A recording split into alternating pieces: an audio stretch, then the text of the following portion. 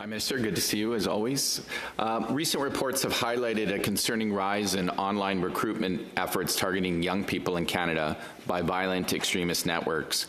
Could you outline what specific measures your department is taking to address youth radicalization, particularly in terms of educating teachers and parents on how to better safeguard young people online and supporting vulnerable youth who are victimized in digital spaces?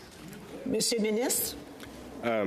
Thank you, Senator, and I would just start off by saying that the radicalization of youth remains one of my top priorities and an increasing concern in my portfolio, but that of like all law enforcement. It's an area where we know that just weeks ago a young person in Manitoba and a young person in Nova Scotia were charged. Were arrested rather, and due to concerns of potential threats that they would have in their local schools and communities.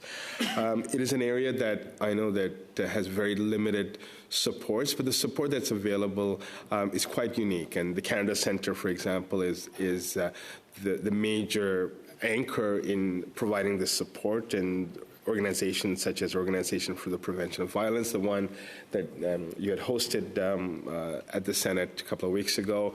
In British Columbia, for example, Shift, right after Tumblr, is an organization that we had engaged to do some work in Tumblr Ridge.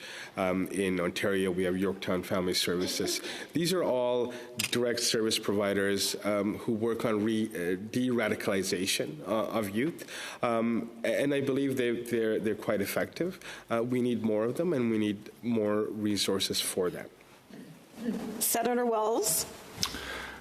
Thank you, Madam Speaker. Minister, you've spoken about some of the organizations that you're supporting through your ministry to do this important work.